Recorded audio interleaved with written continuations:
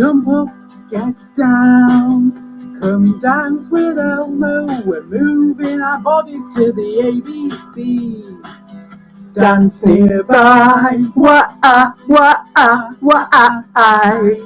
Dance far away, now clap your hands for the liar of the day. Clap, clap. What a liar, clap, clap. What a liar, clap, clap, clap, clap. What a liar. What a liar. What a liar, what a liar, what's the letter? It's the liar of the day. It's the liar of the day.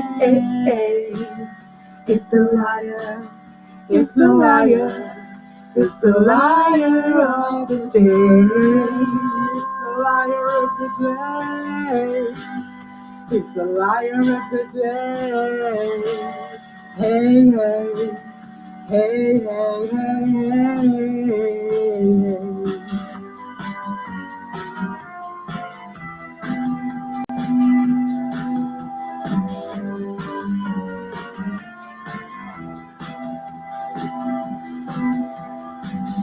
No up, just down.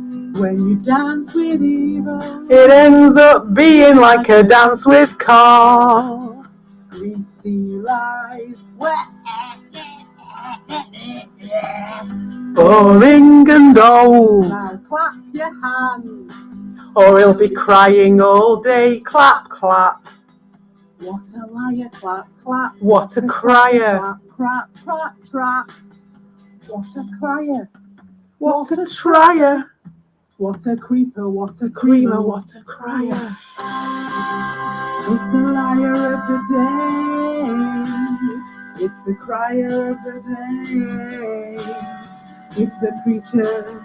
It's the reacher to his choir of fucking monks. It's the liar every day. It's the crier of the day. Hey, hey. Ding, ding, ding, ding, ding, ding, ding. There we are, that's that. Special screening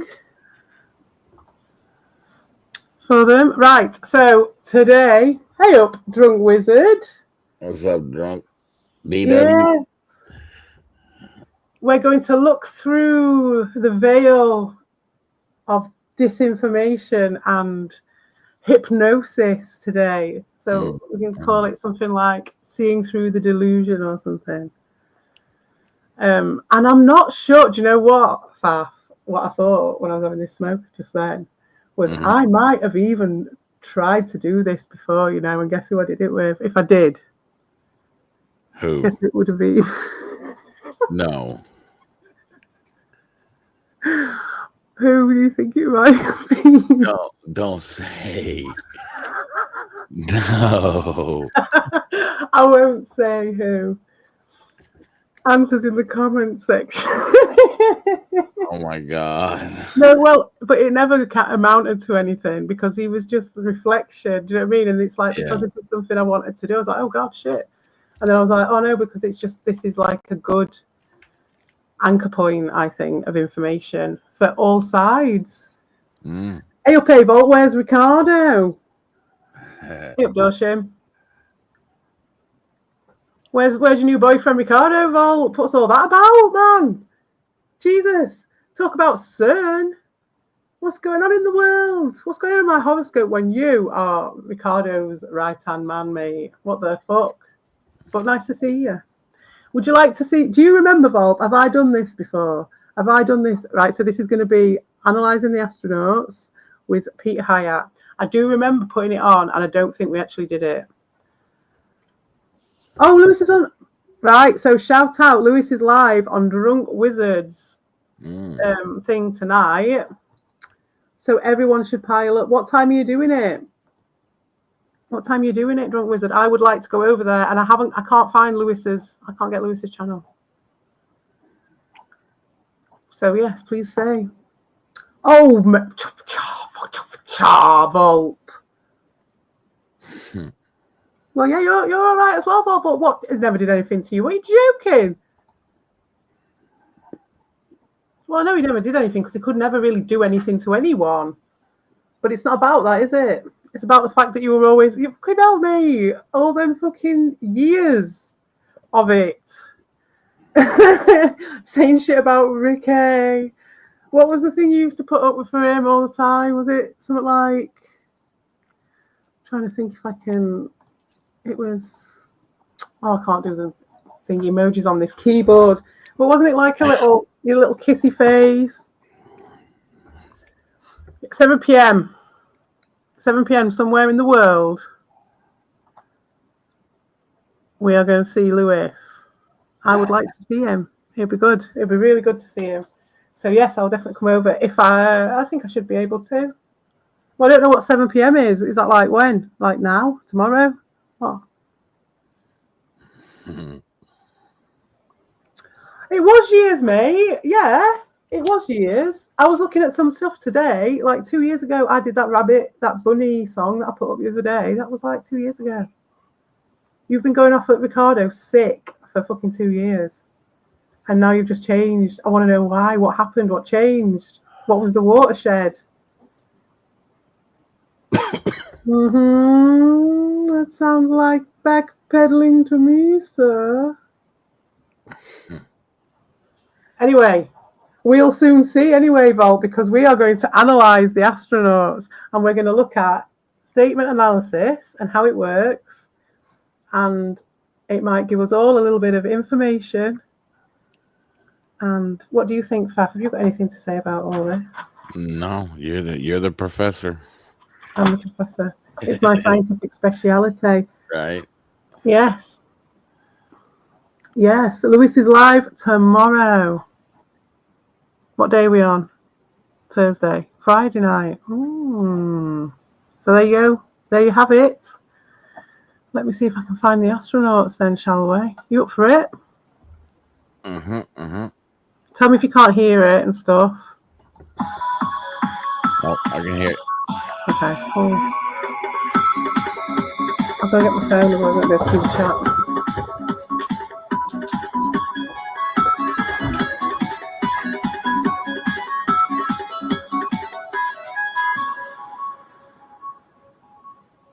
Welcome to Rich Planet TV. I'm Richard D. Hall. I have discussed the moon landings on previous shows, and this subject can be a very hot potato.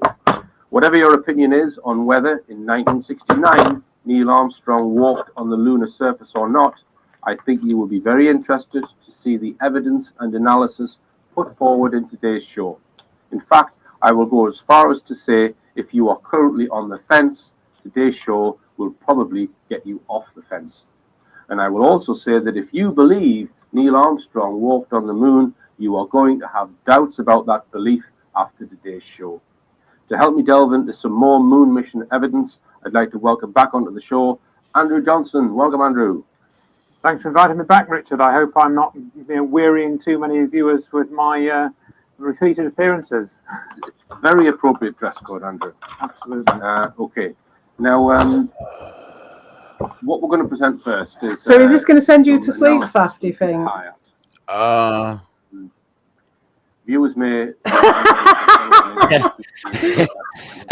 I cannot answer this question. This is a killer combination, isn't it? I mean, I've got pot, so maybe not. And I've got coffee. We shall see. So yeah, this is challenge accepted. Go for it. So yeah, there's going to be a bit of guff with these guys first, but it gets quite quick into this is the main guy here, and he tells you basically he does it about writing and about verbal stuff, and you can just analyze the choices. And the thing that I want to sort of really point out with this shit is that it's the choices of words that people make, and whether that's written or verbal. And considering in the media that we interact with these cretins, that is both in the verbal and in the written. And so it's going to be interesting, I think, to look at this because there's just like little things like the way your brain picks certain words when it's like running just running on its own like a stream of consciousness. Yeah. And it's like not putting any thought into anything, and the words that are chosen and avoided and things like that just happen automatically. And so it's really I think it's quite a useful thing to look at. I'm just seeing if I can get my stream up so I can look at the thing on my phone, but I'm struggling to. Yeah, so I'll just keep it going while I do that. Sorry. Peter Hyatt, who is an expert in analysing. Can you hear that all right? And what Yes, people ma'am. say in discussion and analysing whether they are telling the truth or not. And 99% of the feedback I've had on that interview that I did about the Madeleine McCann case was positive. You do get the odd person saying, well, this is not a recognised science, so we can't read anything into it. So what I say is, listen to what the guy's saying about his analysis of that person's sentences and how and what in his conclusions, and come to your own conclusion. You don't have to believe it, but I personally think he's right most of the time on the conclusions he comes to after he analyses people's speech. I watched the program you did with Peter Hyatt, and I think it was just to see him coming to very similar conclusions. You know, from his analysis of that interview, which probably took him, I don't know, 4, 5, 6 hours, and he put it on his blog. And you'd done all that research in Portugal and met all those people and spoke to all the people. For those to be so similar, you know, I think that shows you the Bob, extreme stop value with your of the splitting technique that Peter Hyatt developed. BS. All right, and what I found quite funny is that a few people have emailed me saying, why did you ask Peter Hyatt about Apollo at the end of the Madeleine interview? That's really going to discredit your Madeleine research. Well, the truth is the truth, folks. And if Peter Hyatt is getting closer to the truth by analysing an interview made by... Hey up, Dean. Now then, this is interesting. Yes, what's this, Volk? What is this about Ricardo wanting to shag his own cousin's children? What is that all about? Dun, dun, dun. Yeah, especially when he's been going around calling everyone a pedo. And like I said before on Red Bulls, I'll just reiterate, Mario fucking Hero Party 75 has been actually outed as an online predator and is one of evil's little ding-dings. So I would like, if you're going to throw around accusations of people being pedos, I would like, well, not you, Volk, but your friend Ricardo, I would like at least the same amount of proof as what was used against Mario Party 75, whatever his name is. I think that's fair. Plus, let's just be questioning if you're going to be having a go at just randomers for just because they disagree with you, throwing that out there, which is really low grade. Then why the fuck is he going on about going after his fucking cousin's children? What's that all about, mate?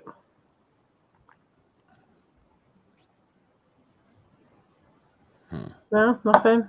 All right. An employee of the US government. He's analysing the words of an employee of the US government, i.e. Neil Armstrong. No, Why they should I don't, discredit mate. anything? No, they fucking don't. People do not marry their first cousins. They can marry their second cousins, I think. They don't. No, but no one's actually calling him a pedo. That's the thing, Bob. No one is, you see. We're not the ones throwing it around and calling... No, you're getting it mixed up, mate. No, it's not about people calling him it. He calls every single other person it, and it's just quite interesting because he's the one talking about this stuff. He's the one always talking about everyone else's kids. He's the one who always brings it to kids. And yet he's the one who just literally calls every single person he comes across who doesn't agree with him a pedo. And now you're saying that, trying to defend him, saying that he's not a pedo. And you're like, well, that's not really what we're saying here. Oh, thank you, Drunk Wizard. Yeah, I intend to. It's just having the time to do it. And obviously I was getting over quite an intense personal time. So that's why they were taking advantage of it, you see. Only big, strong men attack people when they're in a grieving state, obviously. Yeah, and it's just what's right and wrong. And at the end of the day, if you're going to do that and go on about that shit, then why the fuck are you pointing out and completely pointless attachments to other people, which are actually more about you than about the people you're accusing. Mensurish. No, I'm laying a foundation, Doshin, you see, because it's like a, I said I'd do like some sort of edutainment. And also Rich Planet, right? He's had a right number done on him, bless him. I hope everybody Leo here. Yeah, I really think that's Leo DS right there. Is that really you, Leo? Because if it is, I do want to see the Bomini TV deleted video. Who is that? If it isn't, it might be Kyria.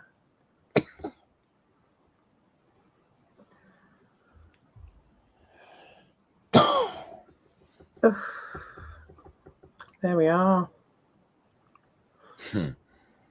Exactly, and it's just, what's it? The squeaky wheel makes the most noise, doesn't it? Do you know what I mean? Yeah. And he's always going on about the same. It's always him. Always. It's. All Bob said was that he didn't know how he Volt founded, then he deleted it. So yeah, what's been going on with Bob? Albert gave me a very interesting update when I was at Red Bull on Monday. Oh, brown thumb. All right, a green thumb. Yes, enjoying your videos, mate. I've been enjoying your videos. If that is green thumb, yeah, I think Albert dropped who you were, and I was like, ah. So you got rid of Bob again, what, this time round? Or the second time round? Because I got rid of him the first time round, I'll have you know. On my own. In fact, Albert helped, even though we were kind of fighting at the time. Me and Albert kind of fucked him off the first time round. And then they kept him on the back burner and brought him out when they needed him that time. It was at the time you're on about, Volp.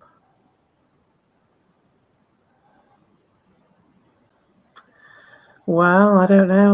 Let's analyze the statements of A Volp here. The truth is the truth. The truth is the truth. Technique. Truth is the On truth. an interview where the question and answer session, the subject matter is surely less important. Yeah, exactly. It affects the human race in the ways that the Madeleine McCann case doesn't. We're talking about technology, yeah, technological cover-ups. Yeah.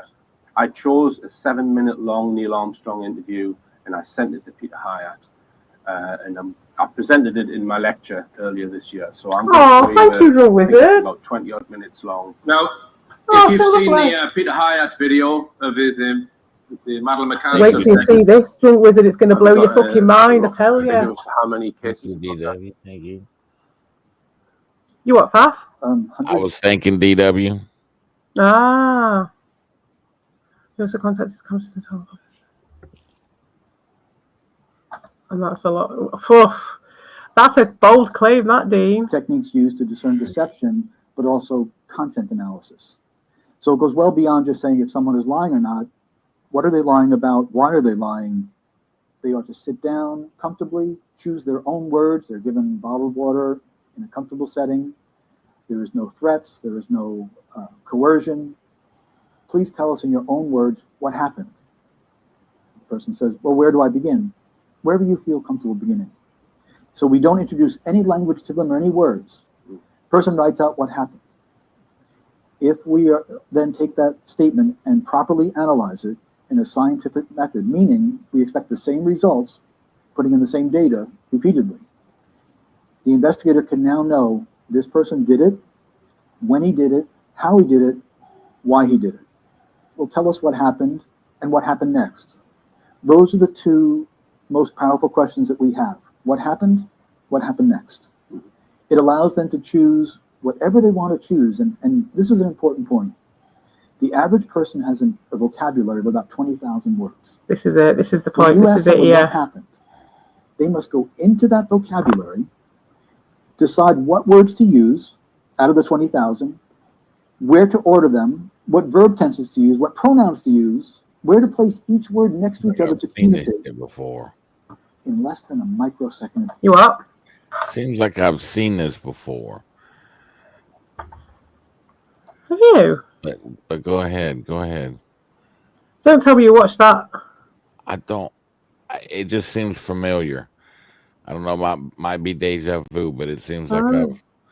I was talking about that same thing when it was saying about getting the thing in your head and then Yeah. using those words. It could be that. Yeah. Okay. So do How continue. Do interesting. continue. That is a process that, when disrupted by deception, we catch. When someone yes, uses we fucking do. unnecessary word, unnecessary phrase, unnecessary detail, Herbity, herbity, herbity, herbity. we deem it as doubly important. And when you ask them what happened, they must go into their memory. And when experiential memory speaks, it is very smooth and it goes in chronological order. A lie will disrupt that, and that causes internal stress. So people say, well, sociopaths don't feel stressed when they're lying. That's not true. They feel very stressed when they're lying because they don't want to be caught. So to disrupt. What I would say is it's different in the case of evil. If you're watching his stream of consciousness and stuff like that, because he's got like a set that he does. You know what I mean? He's got a set thing. It's safe. It's repetitive. It's the same shit. Same with Ricardo.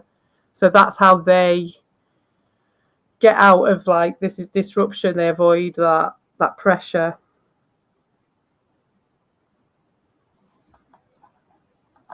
Is very stressful, and those that are really good at lying will use a substitute of words.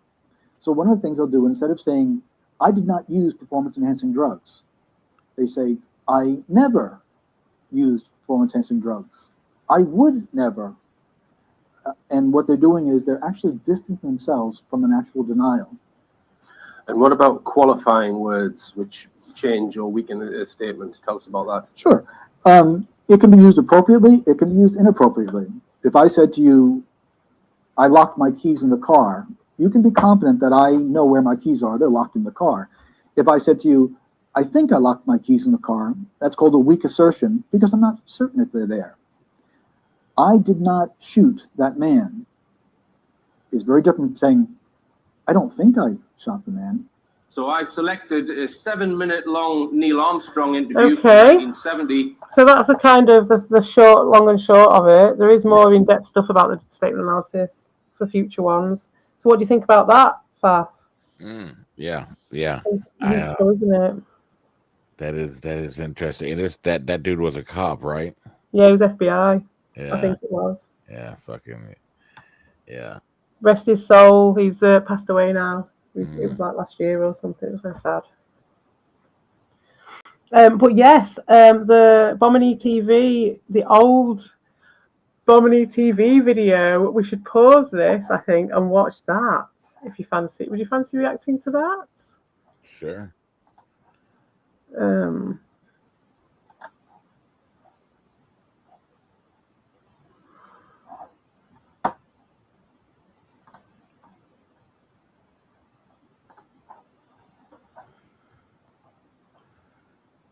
Oh, it's this one. I was thinking it was the red one. Have you got the red one? I want the red one. When's this from? What? The 25th? What? So this is a new what? So I'm confused, right? So this is Bob back? No, this is you guys with Bob's fucking thing, right? What? No, because Moonsoon, you guys are freaking me out. So this is saying it's from the 7th of November, 2025. But you've got Moonsoon there, and you've got Bob, which freaked me out for a second. So what the heck? Dean, tell me what the hell's going on with this. Why is Moonsoon here?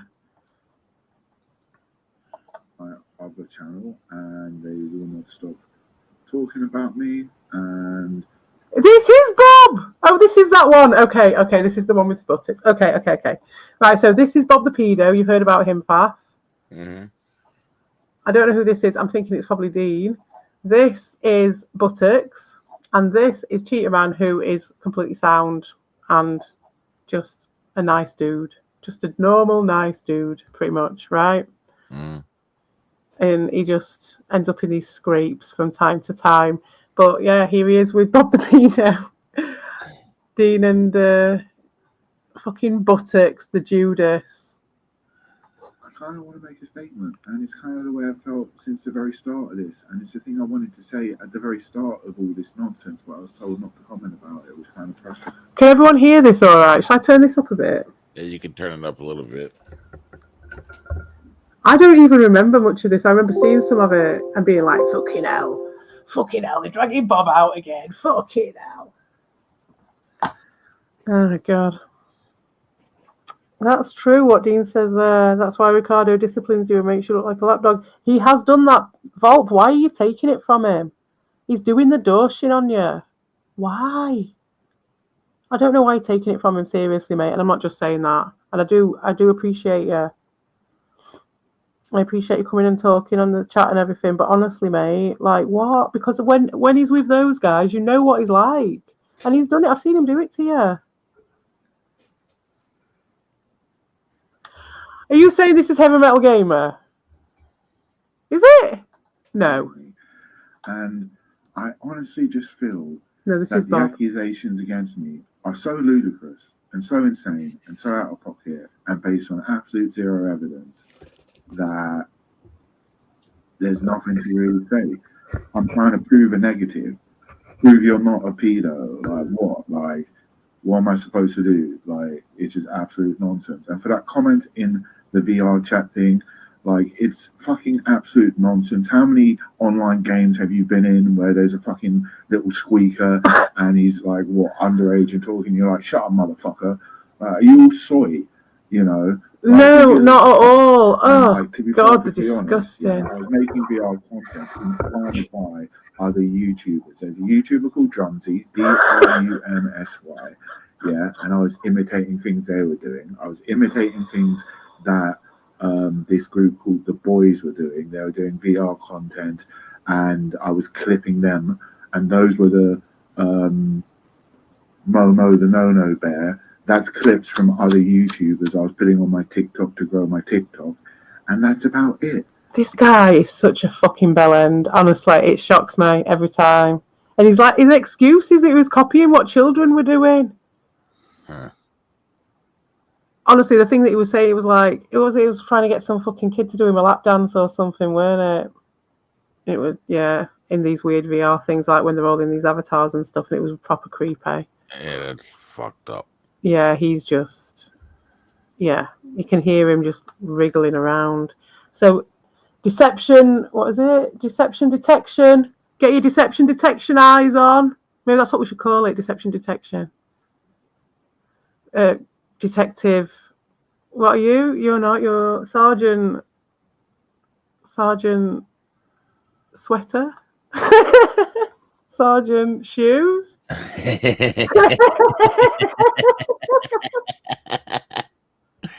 Right. Sergeant Shoes, and I'll be Sergeant Socks. Sergeant Socks, and I'll be Lieutenant Lapel. We're the deception detectives. Yeah, drunk wizard. Yeah, seriously, this is what happened. Ask Lewis about it. We can talk about it tonight if you want. We can play this video again at yours if you want. You know, like, that's the only things like you guys are using against me, and like, it's absolute bonkers. It's absolute nonsense. You guys have no life. It's all fabrication. That's true, Moonsoon. PDF file or whatever, and it's the farthest from the truth. You know, This is Bob, obviously. There's nothing ever about that. Like, look, go through my hard drive, go through my contacts, go speak to everyone you know, go speak to all my friends. There's nothing there. There's no evidence of that. He kind of got that look. Yeah, okay, Yeah. I fucked up. I'm bipolar. I had a breakdown. Yeah, I embarrassed myself. Yeah, he looked like a creeper. On videos. Yeah, but like, you know, like, what my biggest crime is, like, I was in public about the fact I've got mental illness and I've had breakdowns in the past, and I've been sectioned. Yeah, and I got sectioned because like I had a breakdown. And you're going to criminalise me for having a breakdown and embarrassing myself. What has that got to do with fucking anything? He was talking to kids online. He weren't having a breakdown. He was laughing and joking with kids online, getting them to fucking lap dance for him. And he's trying to play that off as some sort of mental health breakdown in this community to get what sympathy? Huh? What the fuck is he doing? To what? Asking Albert? What the fuck? I live with that online regardless. Yeah, I know. But like, you know, life is life. Shit happens. People move on. People change. People grow. And like, you guys carry on. Like, I don't want to mention you. Like, the people are talking about me. I've never interacted with much or even know. Who does this sound like right now? Who does this sound like? Who is backpedaling? Who is trying to pretend that it never happened? Who is lying? Who does this sound like? About me, I've never interacted with much or like, I don't want to mention you. Like, the people are talking about me. I've never interacted with much or even know or whatever. And coming to this channel, and I was like, fuck it, I'll make another channel. And then they find that channel, and fucking Abel finds my fucking channel. I don't even know how he fucking whatever. Like, I'm really. Yeah, it was on VR. That's the one I saw. I ain't really got nothing else to say. That's all there's really to say. And yeah, get on with your life. You know, I'm going to keep making content whether you like it or not. I'm going to be online whether you like it or not. I live, I breathe. I ain't got no problems, you know. Like, you're making all this drama and accusations. You ran me off the internet. No, I had a breakdown. I took a break. I've been doing things in the background. I've been doing my own thing. I've been chilling. I've been watching YouTube, getting away from all that nonsense. Like, I've been doing other things. I've been playing games and living my life as what? Like, and like, you guys are just like, it's just a what? Going in these circles, repeating the same false accusations and all that stuff. And cool. I hope it's good for your heart. I hope it's good for your stress levels, and I hope it helps you live a long and healthy life, because all that hate and anger just goes into negativity, man. So yeah, peace. Right, I've got a few questions about this. So it appears I've got a few questions about this. So is this the recent one? Is this the recent one, guys? Because, like, I know he's been back on the scene and doing his shit and going back into the community, but did he not just say, he's like, I'm making content, I'm on YouTube, I'm still here, you can't kick me off. And then he said, I'm doing my own stuff, I'm not going on YouTube, I'm doing other things. Is that what I just heard? All right, thanks, Phelps. So the background is the old one, right? Am I right? Because this is freaking me out. What Monsoon? This is what? Monsoon's not been around for years, man. Right, okay. It doesn't take much to confuse me, guys. It really doesn't. Right, okay, but the audio is new. I think this is all Tony's doing. Myself. Him even coming back onto the scene. And Volp, so you went and found him, did you? You went and found him and got him to do a little interview. Is that what happened? Was this while I was away? Place new order on first week. Yeah, okay, yeah, I worked that out now. Because it's just the Monsoon thing just threw me big time. Okay. So he's not on YouTube, or he is on YouTube? I couldn't work it out from what he said. He was saying, oh, you can't kick me off and all that shit. And then he went to like this super defensive mode and just went, oh, I don't do it anymore. Oh, anyway, fucking right weird.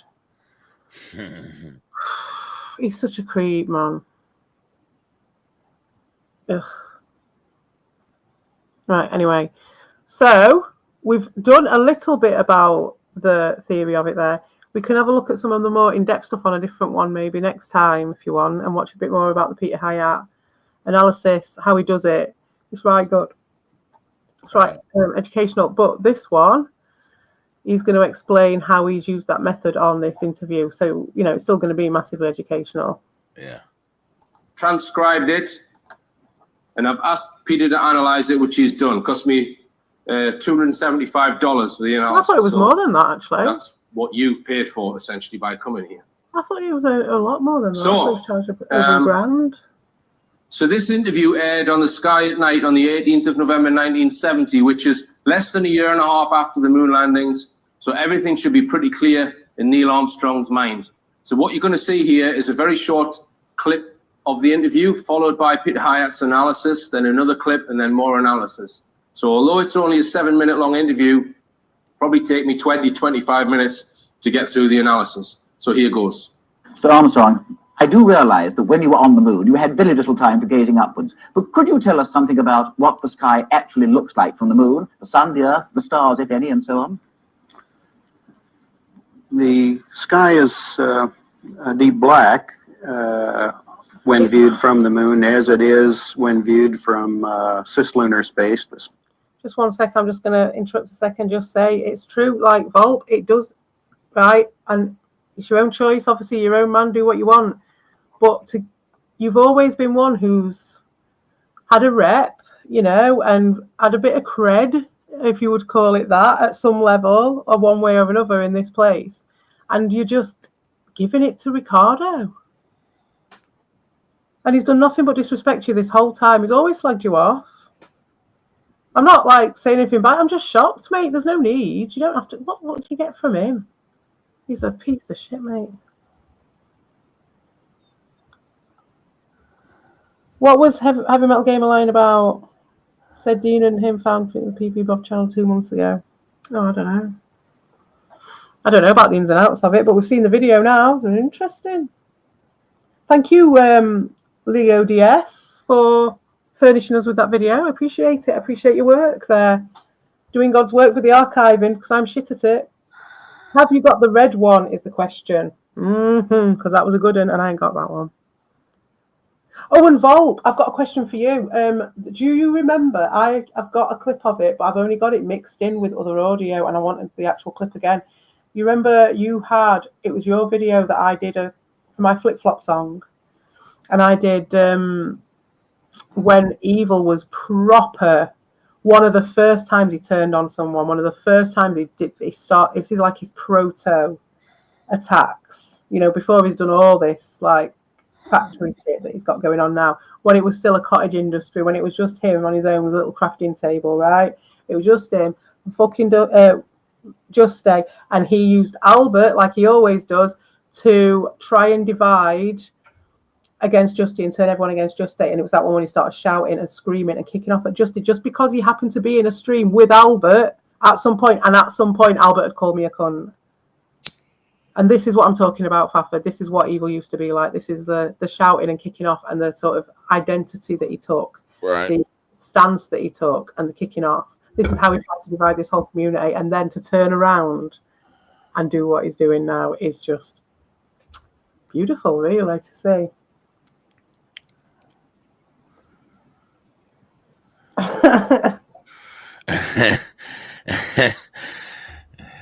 It does sound a bit like the beaten wife syndrome, you know. It does sound a bit like that, doesn't it?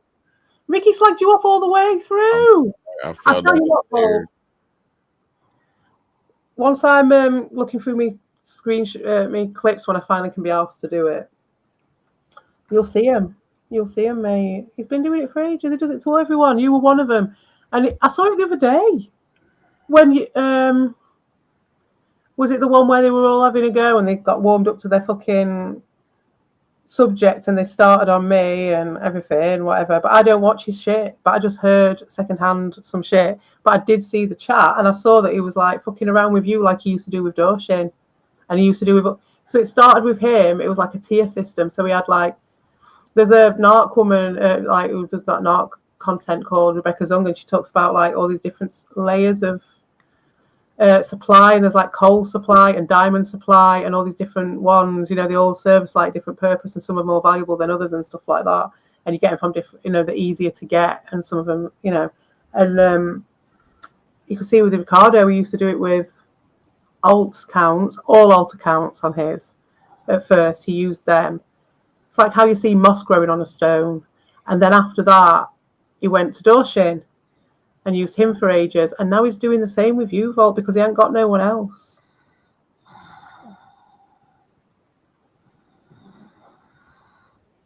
He's gone to sleep.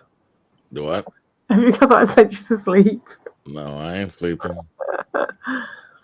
Right.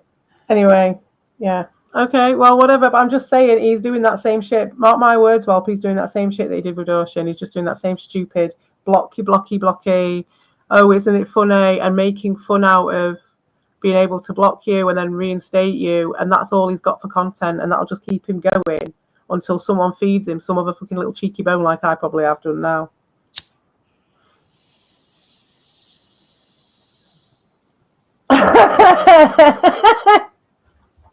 What do you said there about?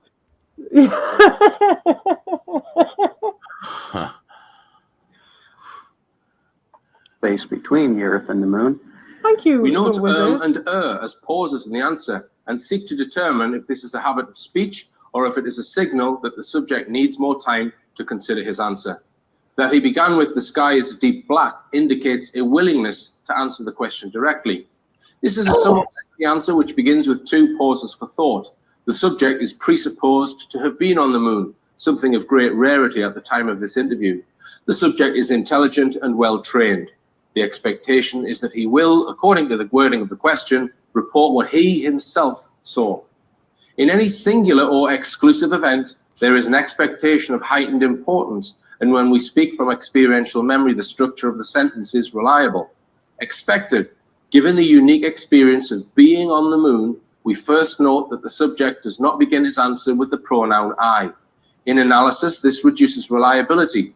Given the context of unique experience, the pronoun I would have shown the psychological strength of experiential memory. Its absence is noted.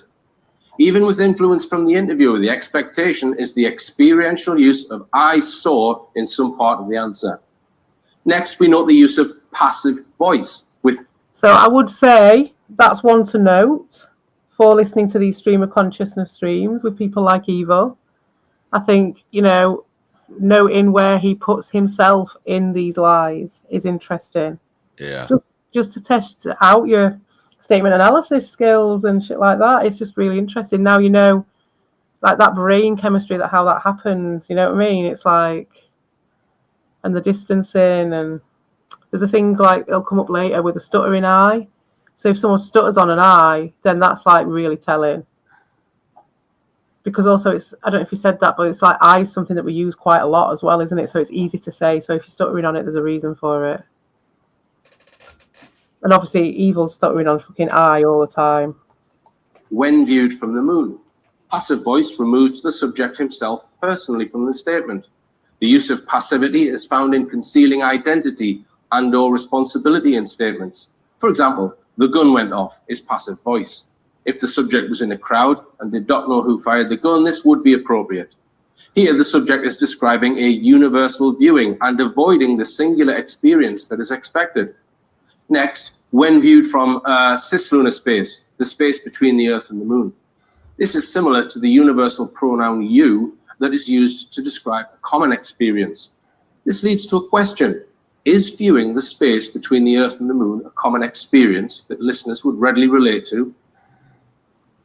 The Earth is the only visible object other than the sun that can be seen, although there have been some reports of seeing planets.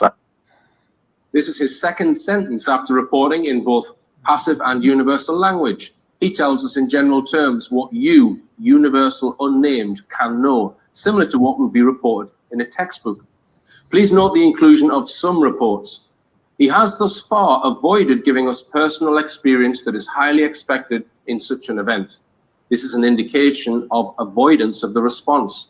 There is no linguistic connection here between the subject and experiential language at this point. Avoidance of the response. I'll be right back. You know what I mean? Yeah. I kid, I joke. The rule of the negative. Truthful people tell us what they saw, heard, and experienced. When one tells us what they did not see, part one, or hear or experience, the analyst recognizes that this sentence increases in importance. I myself did not see planets from the surface, but I suspect they might be visible. Here we not only have the rule of the negative, but we have the unnecessary addition of the word myself. Since he experienced... Of course evil this evil that flooshed. Doshin, of course. Because I'm using him now as a case study because, oh yeah, I forgot to mention that they stopped talking about me again. Because they got called out again. and they've gone back on themselves again to do the same fucking shit again. So yeah, it's funny because they're running out. It's getting quite threadbare over there, it seems, and I'm just as juicy and succulent as ever. In fact, I might have even had a couple of Botox injections, whereas those guys are just getting more and more threadbare and more scrabbly. So keep on with your scrabbling, guys, because it's fucking hilarious to see. It is. It is. I'm telling you, we don't have to do anything. We just literally just sat playing Minecraft laughing at you. Mm-hmm. It's grand. Yeah. Yeah, and I forget to mention these things because it's been days of us just gloating about it. But like, yeah, like obviously they've not been able to. They're making proxies now. They've got 2 proxies that they have to do it through to make narratives through people, so they don't have to talk about us. They've got 2 proxies, strawmen, if you will. And it's just interesting to see the little techniques. These guys are at it all the time. Always be fucking closing. Like, there is no like downtime with these guys. They're always on the fucking make with this shit. Desperados. So of course they are now the case study. Now they've shut up. Now they've shut the fuck up. They haven't obviously got a complaint to be resolved. Otherwise they wouldn't have shut the fuck up. They were obviously wrong. Otherwise they wouldn't have shut the fuck up, would they? Right. Especially if it's terrible people brainwashing fucking pedos on the internet. Well, what sort of people can see that that's happening and then back off and be like, oh no, we're not talking about them now, we're just going to keep it quiet? So yeah, for that reason, they are now my #1 fucking case study, aren't they? Absolutely perfect. And he was, I saw in his chat, he said, I'm not going to respond. I'm not going to respond, and they're going to hate it. And it's like, mate, I don't need you to respond. I have got, as you know yourself, Doshin, I've had more responses off that man than I will ever need in my life. And so he can shut the fuck up and not respond. I'd be more than happy for that to happen. And I've got like hours and hours and hours of his responses. So I can do it at my own fucking leisure. So yeah, it will be evil this, evil that. You'll be happy to know, Doshin. Experienced something highly unique. Not only does he report what he did not see, but he feels it necessary to input himself into the sentence where no such imputation should be needed. Who else? There's a few others to include. There's evil this, evil that, and then there's also Michael Jackson. There's the Grand Tour. Who else have we got? Who's going to be in the case today? There's a couple. There's a couple of others, and Ron the Revealer, of course. I ain't got any other names. For anyone, I think they're the only ones I've got. Oh, Digivolve. Do you know which one I'm on about? With the would you make sure that, would you send me that other one? That pink one. It's a pink one. And it's him having a go at Just Stay. Because Albert called me a cunt. And he used that to literally split everyone apart. It was crazy. And I fucking joined in. I was being a dink-dink then. And I apologised to Justy about it because I was wrong. But I was a full-on dink-dink. And I was like, he was proper. At that point, he was going in, manipulating. He was like the honeymoon stage with me and him. Like, we were like 2 weeks in or something. It was like, first thing he did was split up me and Justy as friends. And it was just, he was so threatened. And I remember at the time looking at it and going, this is so classic. This guy's doing this. But I was like, this is evil. And he's like, no, it's like super sound. And he's a fucking creative genius and all this shit. So like, he can't be doing this obviously. There must be a reason behind it. It can't just be that. He can't just be a mardy ass crying at Just Stay because he's got himself a bird. And it really was that. And I was just an idiot for expecting more of him than that. Who else would be answering this question or not seeing what he did not see? He offers a weak assertion. I suspect they might be visible, appropriately matching might with suspect. Being that he has thus far not told us what he has seen, it is interesting to note the inclusion of the word suspect. What other word might he have chosen? I think they might be visible would be an appropriately weak assertion where one lacks certainty. The word think is the most commonly chosen. Therefore, we note the use of suspect or suspicion within his vocabulary in context of his answer. We continue to wait to hear him tell us what he saw. The Earth is quite beautiful from space and from the moon. It looks quite small and quite remote, but it's very blue and covered with white lace and of the clouds. No, mate, no, there's timelines, mate. Way later down the line. Way later down the line, mate. So it was Albert calling me a cunt for ages, and then I was kicking off about it because it was bringing down the standards, remember? And I was saying it was bringing down the standards in the place because no one had called Tommy Tallarico a cunt. No one called Saggy Mellons a cunt. No one called all these fucking people cunts, right? And they had reasons to. And people had done shit. People had took fucking millions of dollars off the fucking Bavarian government. So I called that out. It had nothing to do with Just Day, but Evil started doing this guilt by association thing that was the whole fucking season one, no herby derbies, all that shit, right? Then they start calling me a cunt every night. And I did not respond for a very long time. And now I will call it them occasionally because I'm responding to their body of work, which lasts into the fucking years now of them calling me a cunt. And that's what I'm referring to. He worked in a, he said it before, server room. He just worked in a server room. In servers, that's why he did the streams. He did them off his phone, I think, while he was in there. It's not hard it wasn't hard to get an essential worker during the pandemic. I managed a fucking fast food place and I was an essential worker. Yeah, but now you know where he works. Now he works in a very small place, very small. And he's got like a little fucking basically him and Ricardo are both professional con artists. And he relies on, his good name to pass his con off. So, that's a very small area that could easily be affected with, a bit of the truth getting out about him. It could really affect this con that he's running in this little place called, I'll have to tell you another day. He's not a psychotherapist. He's a scammer. Vault, a scammer. Hey up, Justy. Speak of the devil. Speak of the devil. Did you hear what I was saying? I was saying about Vault about that fucking video. You know which one I'm on about. When he had a go at you.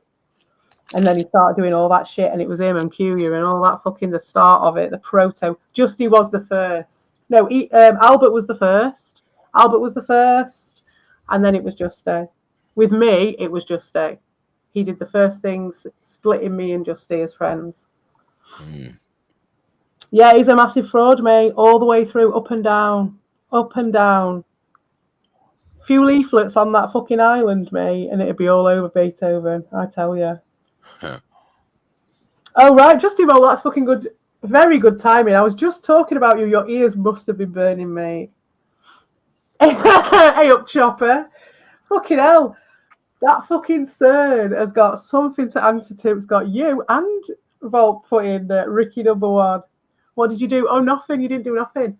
Do you remember that? I was asking Volk about that video that he had of Evil, basically, when he was kicking off about, because you'd been in a stream with Albert, and Albert had called me a cunt at some point, and he was kicking off alarming, and he was like, he like tried to ostracize you and all that shit. And now look at him. Or actually not now look at him because he's changed again, hasn't he? See how long that lasts. But yeah. Anyway, we're supposed to be educating ourselves. You're educating me. Yeah, this is it. This is how liars work, and this is the softly, how they do it, how they put the edges round and all that shit. I'm going to let him play for a minute, do his description while I skin up. The continents are clearly seen, although they have very little color from that distance. Okay, this is just an aside from myself. He said that from the moon, the Earth looks very small and remote. Now, the Earth is 4 times the diameter of the moon, and we're all used to seeing the moon in the sky and how big it is.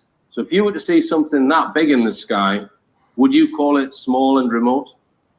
Here we have more sensory description, but we have not heard him tell us what he himself saw. The description is strong, but is not yet connected to the subject.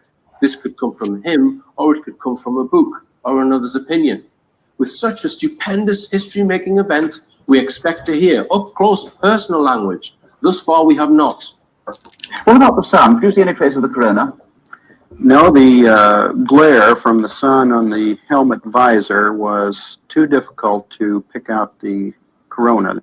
Here he says no, which answers the question, but then continues to avoid personal linguistic connection, such as, no, the glare of the sun on my helmet visor was too difficult for me to pick out corona. This would have been a statement of personal connection, which he has not yet made. Remember, he was asked, did you? With the focus upon himself. He should answer for himself.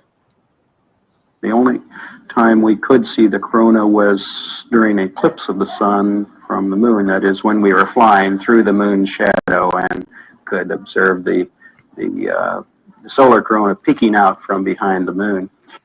Even if he said the only time I could see was when we were flying, which would fulfill the personal, impactful event on self while sharing we when flying.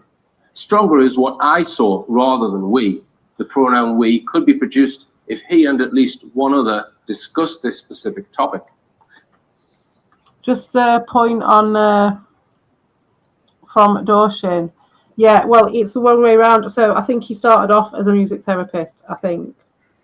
But bearing in mind that that is a very broad brush to call a section of workers. You can just, you know, it can be a very easy entry-level thing to be doing. I'll just be saying that. And yes, whatever his master's is in or his degrees in, yeah, he's now scamming old people. Still, given the nature of a most unique and overwhelming event, the expectation remains. He should be using I and past tense verbs in correlation with sensory description. Please consider that given the spectacular and unique privilege of what he experienced, the pronoun me may be used in a desire not to claim any glory or credit for himself. This may be an indication of team over individual. Even with this accepted, we continue to expect him to at some point tell us what he experienced. Thus far, he has not. When the pronoun we is used consistently, we look for the first emergence of the pronoun I and conclude that the sentence containing it is very important. Looking at the photographs that you brought back, the coloured photographs of the moon's surface, it seems that the colour of the surface actually varies according to the angle from which you see it. Is this so? Does it do this? Yes, it certainly does. The wording is appropriate given the structure of the question. Does it do this? Answered by it does. We do note the inclusion of certainly as an unnecessary emphasis. It's a characteristic that we observe. Unnecessary emphasis. I would say that is also a good point to chalk up from this shit for these guys. First, while traveling around the moon. Yes, Ricardo, that's what I'm talking about. They're both professionals. They're both professional scam artists. Like Ricardo is bragged about how he scammed that single mum out of a fucking broken console and showed off about it. So yeah, that's what he does. And so yeah, we've got the same shit going on in a different way. I realised it the other day. I'm like, fucking hell, what did I expect? 2 professional scam artists. That's what they do in their real life. They don't change. They're always like this.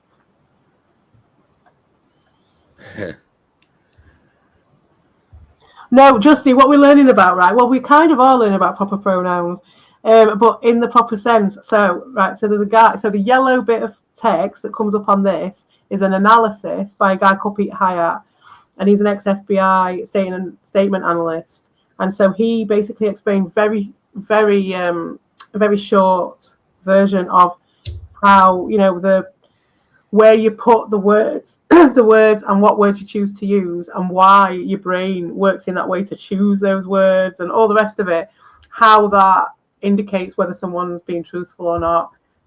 Usually when it's an account of something, but in this case, like obviously Ricardo's telling stories all the time. We know that it's obviously a show and everything like that. It's kind of like, it's all like a game, isn't it? You know what I mean? You test out your statement analysis on these people. And as I was saying earlier, it's good to do it because you've got audio and the written word in this medium.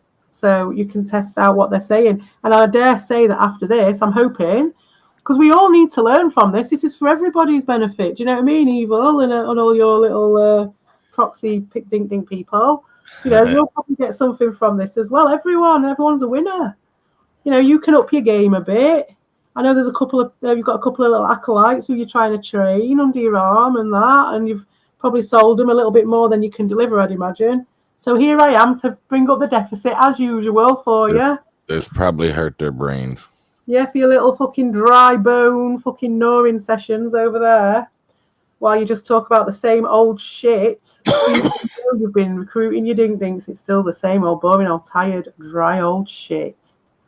So while you're doing that, you can be learning how to write things better and get your lies across a bit easier for us. Give us all a bit more effort. Do you know what I mean?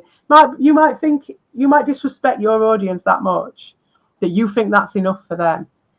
Fucking recordings of you playing when you're not even fucking playing and your commentary's not even matching up with it. Yeah, that sort of shit, because you haven't got no respect for your new audience. So yeah, while you're doing that shit and talking about old people who they don't even fucking know about in a poor fucking way, and now you can't even do that because you're too much of a fucking pussy.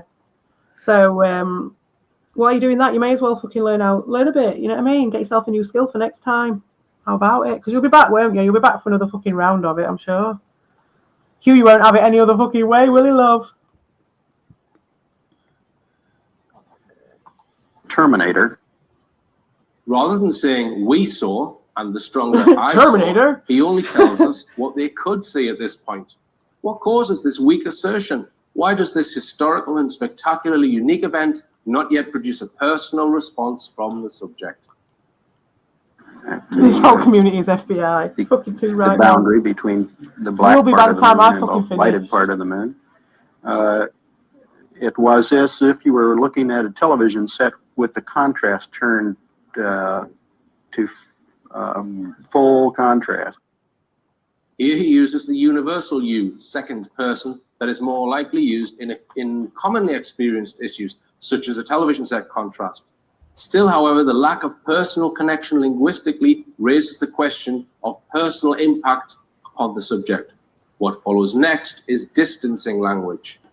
Very black and very white. As you moved further into the light, there were more and more shades of gray. But as you moved further, such the sun was higher above the horizon, you actually start to see the tans and browns appear, although at a very low level. This is distancing language. You put the event described as specific to him and exclusively astronauts. There is nothing universal about the movement described. Whereas the listener can be referred to with the use of a television, the same cannot be said of space travel.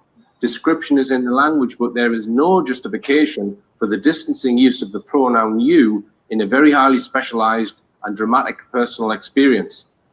Similarly, on... Just want to call out Justy's thing there, saying exactly what I said, exactly. Which is all that time talking shit about a guy and then being his biggest fan. That was my point. That was my point earlier, Justy.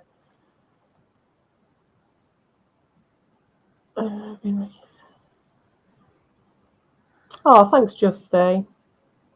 You're definitely my number 2 as well, love. Definitely. Second biggest next to Carla. Oh, I say, Volt, have you? Good Lord. Is this 15 years of it? Have we got 15 years worth?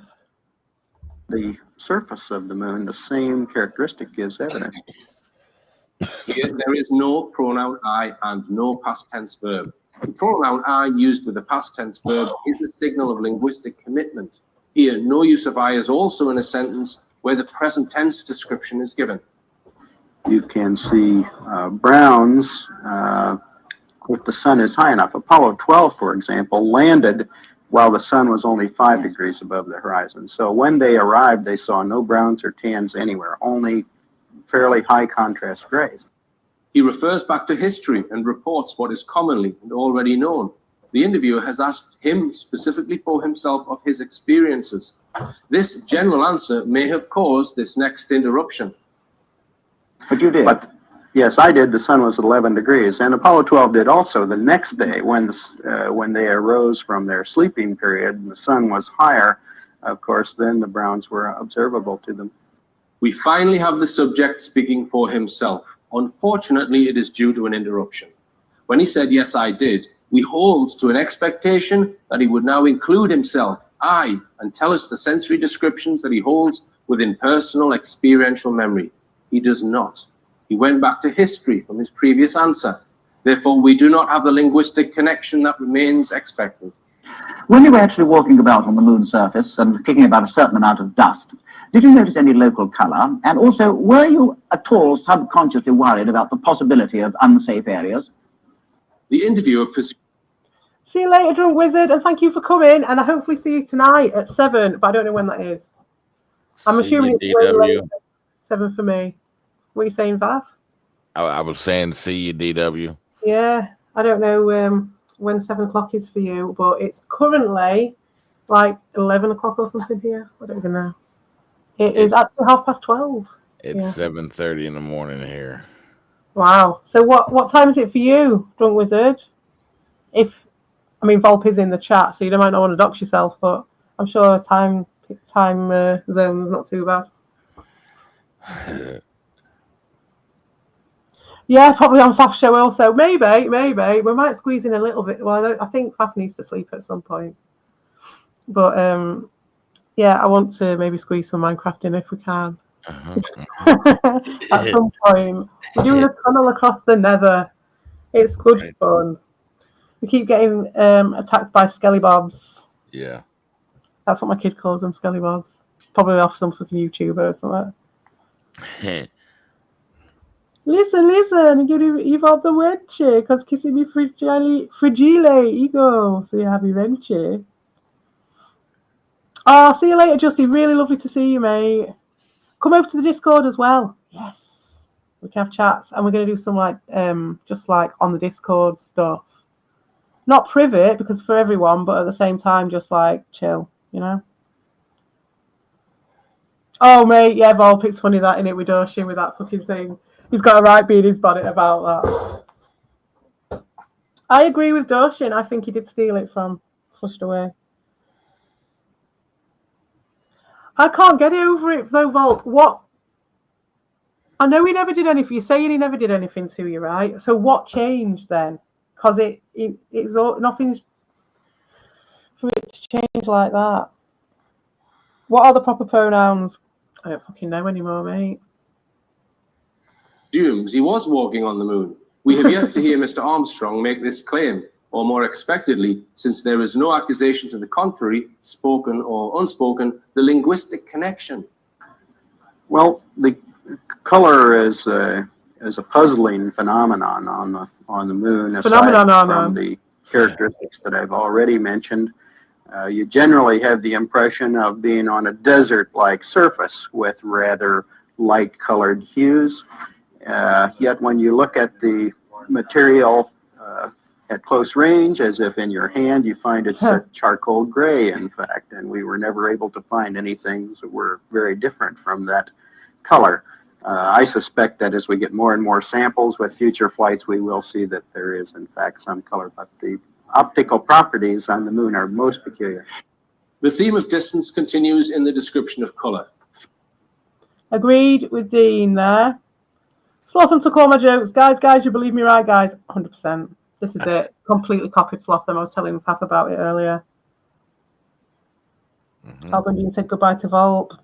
But I want Volp to admit this. I want Volp to admit this to himself. Is this what you did? Is this really because you was... I don't even know why you fell out with each other, right? I don't even want to know. I don't want to get involved. I don't want to get involved with that. But what I want to know is, Why Ricardo? I know there was no one around, Volt, but Jesus. First, he uses the self-reference that I've already mentioned, rather than engage in experiential I'm only memory. being dramatic, really. We note but, the you know. first reference was also not first-person statement. Next, we note that he avoids telling us what he himself saw by using second-person universal you. You generally have the impression. I might have a Bondoshin. I might have done. Do you know what, Chopper? It'll have been from ages ago. He'll have done something or said something or been on a fucking stream with fucking buttocks or something to piss me off, and I'd have gone, right, that's it, your band. I only ever do it to him, though. I sound like fucking evil, but it's only because he pisses me off that much. And I'm open with him about it. Plus, he's got loads of other accounts that he can come on. It's only his main that I'll ever ban. So it's like just an indicator. Plus, he's a can collector.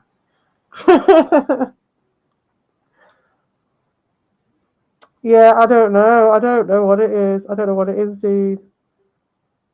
I've both picked on my laptop, and you're wrong, Josh. Oh, God, you guys. It is impossible for anyone not there to have this impression, including the interviewer, who did not experience it. We prefer he state without qualification what he saw. When the pronoun I re-emerges, it is a weak assertion. I suspect that as we get, which is another disconnect from the formula of reliability. First person singular past tense with sensory description. When you were actually walking about, did you have any difficulty in distance judging? Because I think I heard you say once that far things looked quite near. Far things look quite near. The topic is sight. The one being interviewed is singular. We look for him to answer with I saw. If I talked like that, would you have not called me a cunt? If I talked like that and talked all posh, would you have not called me a cunt? Would it have not been so preposterous? Some form. Sensory is very individual. When it is discussed, one may then say the thoughts or perceptions of another. But here he is interviewed alone and is being asked for first-person eyewitness account. He does not give a first-person singular account. Yes, we had some difficulties in perception of distance. For example, our television camera. He's listening, Dean. He's listening to what's going on. I am awake. Dean, bro, you know I'll be snoring. Y'all be hearing when I fucking go to sleep. Shit. You hear it. Everybody in the goddamn world be hearing fucking Pfeiffer sleeping. That's it. Receive pronunciation. Is that what they call that weird accent that's like half American, half English?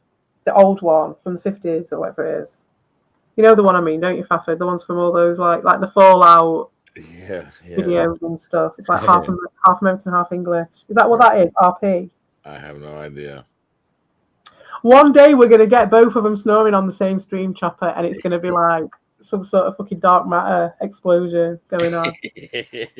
Like one of them will be blowing out and the other one's blowing in, but if they're both blowing out at the same time or both looking in at the same time, create a black hole and fucking wipe out humanity. Yeah, fucking all sorts will happen. Cats and dogs living together. Volp's going to be kissing fucking Ricardo's ass. It's going to be all sorts. Right, well, what I'm going to do is I'm just going to leave that running a minute while I go for a smoke, and so I've heard this guy lie before.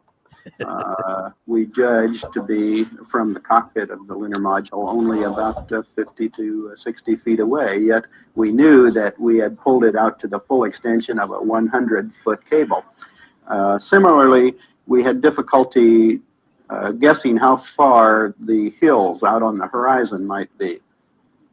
The peculiar phenomena is the closeness of the horizon due to the greater curvature of the moon than we have here on Earth, of course 4 times greater, and the fact that it is an irregular surface with crater rims overlying other crater rims. You can't see the real horizon. You're seeing hills that are somewhat closer to you. There was a large crater which we overflew during our final approach, which had hills of the order of 100 feet in height, and we were only 1,200 feet west of that hill, and we couldn't see a 100-foot high hill from 1,100 to 1,200 feet away. Perception. He does not speak for himself, including in the realm of perception. This is to address the brain's interpretation of what was seen or experienced.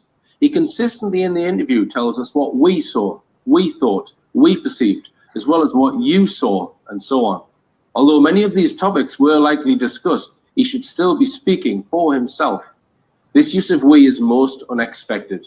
We must now consider that if he is not deceptive, why does he have a reason to join a crowd, even in personal experience and perception? Did you notice any obvious difference between the far side and the near side as you went round it? I mean, apart from the obvious differences in topography. No observable differences in color, but then the sun's angle was always somewhat different over there, so it would be difficult to make a general correlation. I would say the topography is the striking change. Of course, as all your viewers know, there are no seas on the far side of the moon, and it's all highlands and high mountains, big craters, so it's strikingly different from the... The weakness continues. I would say the topography is future conditional tense. Even in this singular opinion, he does not give a reliable connection. There's just one more thing I'd like to ask you. You're one of the very, very few people, I think, whose opinion on this is really worth having. In fact, there are only 4 of you. Do you think, from your knowledge of the moon, having been there, that it is going to be possible in the foreseeable future to set up scientific bases there on anything like a large scale? Oh, I'm quite certain that we'll have such bases in our lifetime. Somewhat like the Antarctic stations and similar scientific outposts, continually manned. Although certainly there's the problem of the environment, the vacuum, and the high and low temperatures of day and night. Still in all, in many ways, it's more hospitable than Antarctica might be. There are no storms, no snow, no high winds, no unpredictable weather phenomena that we're yet aware of, and the gravity is a very pleasant kind of place to work in, better than here on Earth. And I think it would be quite a pleasant place to do scientific work, and quite practical. Sir Armstrong, thank you very much. And again, let me say what a tremendous honor and privilege it's been to have you with us. Thank you. Here we have the use of 2 personal connections, I, with both qualified. The first is, oh, I'm quite certain that we'll have such bases in our lifetime. Here he is not only certain, but calls upon the reinforcement of being quite certain. The second use is with a slight stutter on the pronoun I, which suggests the possibility of increase of nervousness. In analysis, this is called the stuttering I and is used to measure anxiety. We use the pronoun I millions of times in life. The brain's efficiency is extreme in this regard. When a non-stutterer halts or stutters on the pronoun I, the commitment psychologically comes into question, with nervousness possibly moving into anxiety and tension. He moves the topic to Antarctica, which is similar to going to another Apollo mission above. Yet we ask, what topic produced the stutter on the pronoun I, the emotion produced regarding a space station? And I think it would be quite a pleasant place to do scientific work, and quite practical. The emotion he relates to the future station is pleasant for a specific reason, to do scientific work. Why might this create nervousness or even stress? Okay, so Peter Hyatt now gives his conclusions. He says, Neil Armstrong does not linguistically connect himself to the lunar landing. This is evident in his consistent distancing language, including intuitive pronouns and passivity. What may have caused this? So Peter Hyatt now gives 4 possibilities. Remember, he's a professional analyst, so he's covering his bases here with these 4 possible reasons. You'll see in a moment why I'm saying that. So the first possibility is that there is a security mandate. So Neil Armstrong's being told, you're not allowed to tell anyone about what you saw, right? The second, so that's is one, that isn't it? Security mandates, that's a good one to remember. Baseline. So in other words, he talks like this all the time, even when he's talking to his wife. So say his wife said, Neil, did you enjoy yourself at the pub? He would say, when you go to the pub, you do enjoy yourself if you have a beer with your friends. He goes around talking like that, right? So I don't put much credibility in option 2. Option 3, he's a liar. He's deceptive. Lack of commitment mimics deceptive language. The lack of personal commitment in context is stark. Like I say, Peter Hyatt obviously didn't want to put all his eggs in one basket. The 4th is unknown. Okay, so he's hedging his bets a little bit. But I know unknown. That Chopper. That's quite the tableau, isn't it? That, do you know? I don't know if there's like, what is that thing that you get? It's like synesthesia or something. I don't quite get the full aroma, but I'm really close to visualizing that aroma, and it's just so grim, the thought of it. James's cheesy farts. No wonder she kicked him out. know where my belief lies there. In my personally, I think it's. I don't think Armstrong walked on the moon surface. He doesn't know. And you've also got to bear in mind here that Peter Hyatt is an American who completely believed the Apollo story. He wasn't aware of any conspiracy stuff before he did this analysis. So this is a 100% believer. Okay. So in his emails with me after he did this analysis, this is what he said. This was so unexpected that I ran it by another analyst. I grew up at age 7 with his account. There's a strong emotional connection with childhood national pride. The teachers repeatedly visited it, including newsreels. I did not expect this. I originally felt guilty wasting your money. But after the first few answers where he is linguistically nowhere to be found, I realized that there is more here than what is ridiculed. Heather too, that's his wife, who was also a trained analyst, is shocked. We both said the same thing. Things we dismissed as crazy years ago have been proven true more and more. We need to stay more open and explore. Yes. The analysis that I presented. Yes, everybody, that's the lesson to learn. And like, if there's any dink-dinks watching, we need to stay more open and explore. There's nothing wrong. You don't have to know everything. You know what I mean? It's okay if you don't know everything. That lecture was not the full analysis. There is more in this document from Peter Hyatt, and I am going to make this available as a download, right? So this is quite extensive analysis. I think that's the end of it. Oh no, we've got the whole thing. Now there's one particular interview with an astronaut. This is Buzz Aldrin. This is a good one there. I was very Has anyone seen this one before? We watched this. This is the bit we watched, I think. I think we watched this one. Did we watch this though, me and you? Gone Wild. And my opinion on that interview is that it's very telling because I felt that Buzz Aldrin was almost admitting to something in that interview. What were your feelings? Don't he punch this guy? Yes, it does seem like he was, he was trying to pass the buck to somebody else. He says, you should go and talk to the NASA administrator. We were just guys going on a flight. He didn't. This is that, innit? We were just guys got to don't talk to us about it. You know what I mean? We're just neutrals. When it like he was going somewhere and they like kind of ambushed his ass. Yeah. This is that interview, but they analyze it. Oh yeah. Oh, it's not. I don't know if it's that same. I think he kind of ambushed him, but he didn't catch him. I think that's the one. Yeah. I don't know if it's the same guy, but yeah, that was like on foot, wasn't it? This one's a sit down one. Yeah. The punch would come from an on foot. It was an on foot one, wasn't it? Because I remember there was like a brown background on it, and there was like a wooden background. This one, he's got like a green background, but I wonder if it might be the same guy though. Possibly. Right. Yeah. Yeah. He's like that controversial interviewer guy. Really seemed to be that interested in saying, oh yeah, we definitely went, this is how we prove it. He didn't really come back with any of that. And he sort of quickly went into the more personal attacks, and saying that Bartzabel was on an ego trip or something. And so we're going to get more of the sort of reactive, emotive responses of these people when they're caught lying. Yeah. As well, so it won't be exactly the same shit, but it will be interesting enough, I think. Interview as well as watching what you're going to show next. Right. Yeah. So again, the Buzz Aldrin interview, you can download the analysis from the website, and I did think it was going to throw up more than it did, but essentially what Peter Hyatt points out is that Bart Zabrel asks Buzz Aldrin a very, very difficult question. Well, it's not a question; he makes a statement. He says, I know you didn't walk on the moon. And what Peter Hyatt says, well, that was the end of the interview. Buzz Aldrin was not going to give any more information or entertain the guy. He was just trying to get him out of his office from that point. As soon as he's made that accusation, Peter Hyatt saying, end of interview, you're not going to get any more useful information out of him. So Peter Hyatt describes it as a missed opportunity.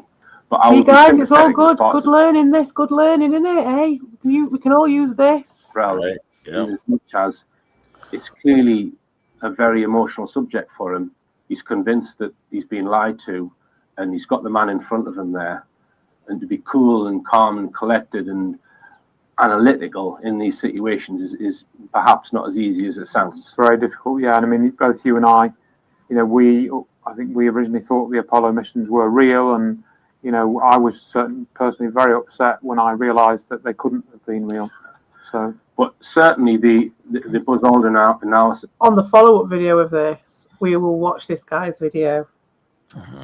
I'm sure no one's going to be interested, but I love this guy, Andrew Johnson, and he does a video of like his theories and how he tested whether or not they actually worked on the moon and stuff, and it's cool. Yeah, it's cool stuff. There's nothing in there to indicate that he went to the moon. Yeah, right. Yeah. But it doesn't go as far as perhaps as the Neil. It's not as revealing as the Neil Armstrong one. But one thing that, in order to get Peter Hyatt to do the analysis, you have to do a transcript. Every word you've got to put into a document, and it's in a room with not very good acoustics. Yeah, the acoustics aren't perfect.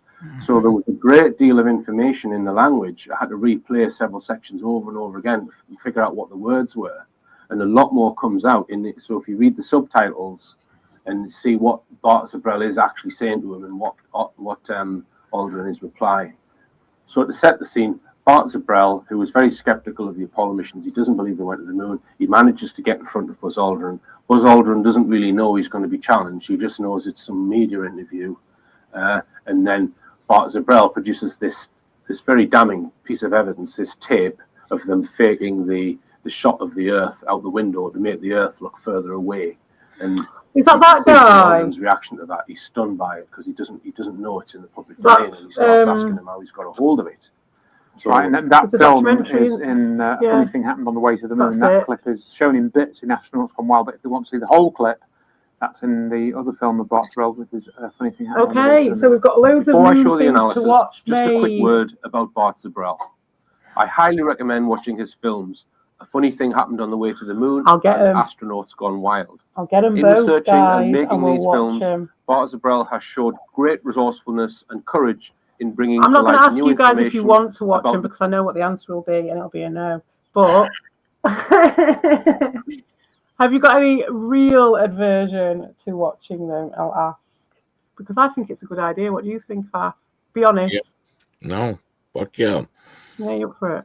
It's a bit learning time. Yeah, learning time. It's a bit boring or whatever, and a bit dry or whatever. But you can pepper it with some shit. You gotta start fucking somewhere. Yeah, that's it. It's a good. They've given me so many frameworks though. And like, it's a primer. It's a primer. It's a primer. It is. Yeah, for where we're coming at it from. It's not. They want. It's like trying to drag me into Flatland to fight with them in Flatland. It's not. It's like come out into the 3D world and come and look at it properly and we'll have a discussion about it. As I've said before, address it on a fucking panel or shut the fuck up. So to do that. Yeah, and this is where we're coming at it from, not making up lies about people. It's not, there's no need for that. There's so much going on. You guys are giving so much. So sad. It looks so pathetic. And obviously over the time when you've seen how people used to be and what they're doing and what they're having to reduce to now. And I can imagine. Yeah, it's absolutely glorious as a full piece itself together. It's fucking amazing. Of the Apollo missions and shining a light on the astronauts involved. So I would like to thank him for all his hard work. Now I sent professional statement analyst Peter Hyatt a transcript of Barthes Brel's Buzz Aldrin interview with the intention of finding out from Buzz Aldrin's own words whether he was lying and what might be being concealed. In doing the analysis, Peter also analyzes Barthes Brel's words and his interview technique. Peter compares Bart's interaction with Buzz Aldrin with how a professionally trained statement analyst would conduct such an interview. In doing this, he is very critical of Bart Zabrell.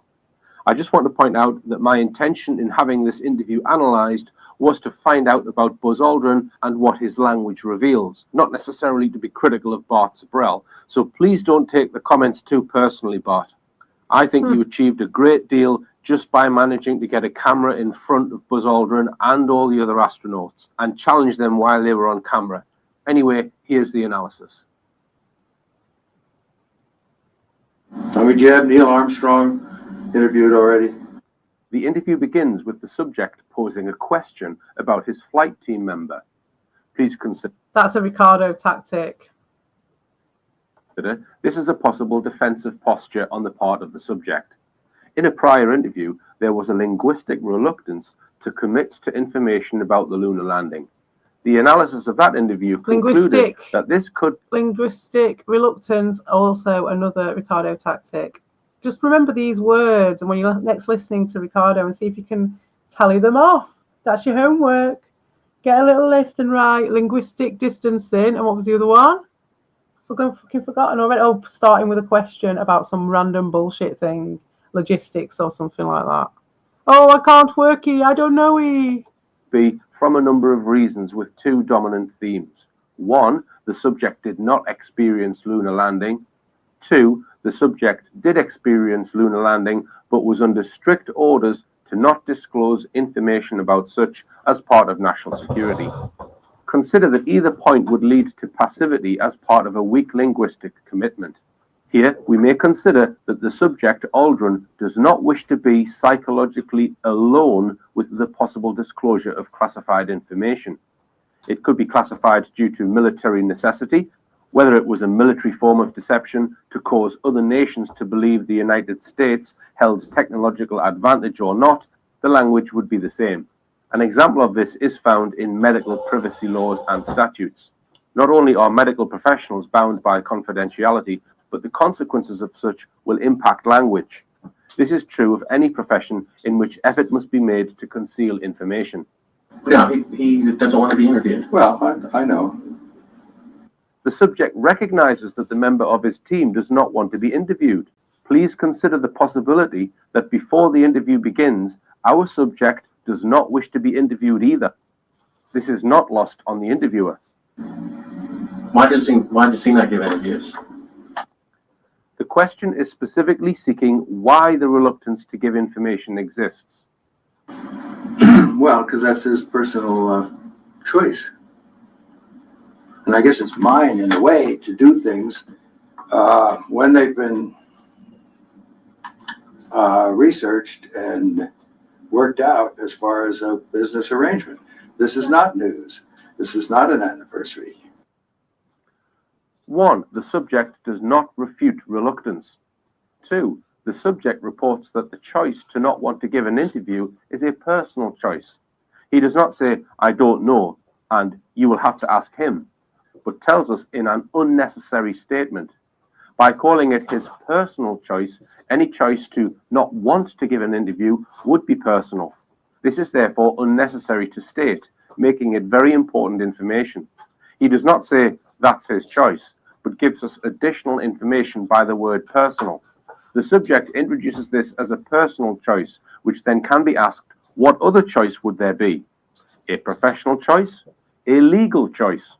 A professional choice could be one in which payment is part of the equation. A legal choice would be a choice based upon possible legal ramifications regarding the information of an interview. By telling us it is his personal choice, the subject is inadvertently raising questions as to the possibility of other elements of choice and restriction. This should have led to a journalist to consider a question such as, would he be under any restrictions to discuss this in some form? The topic should be explored. That the subject may be himself concerned about this is to be considered. Now we are given affirmation that personal choice has introduced other options or choices for the subject. First, he makes a weak commitment to this with I guess. Next, he takes ownership of his choice with mine. Then he qualifies this unnecessary freedom of choice by qualifying it with in a way. The reader or analyst should now consider why Something I could go in reluctance is this part way. of the interview. At the date of this interview, our subject is uncertain as to what he may or may not be free to say. This is to strongly suggest that there was a time when the subject and his team member were not free to choose to disclose information via interviews. This is consistent with the analysis of the prior interview. What is it that causes this reluctance? Here he introduces business arrangement, which may relate to professional choice, where he is paid for the information. We should now consider the topic of business as on his mind, yet the next sentence also shows some reluctance. 1. He reports in the negative what is not. This elevates the topic in importance. 2. He tells us that this is not news. 3. And it is not an anniversary. We note that news comes before anniversary. If he reported that it was not an anniversary, it may suggest that he does not see the need for an interview. We would wonder, however, why our subject would consider only an anniversary as to be the reason for an interview. This is not news. In the negative, the subject affirms what the interview is not, i.e. news. There are 2 points within statement analysis that elevate this sentence. A, this is an unnecessary statement. B, it is given in the negative.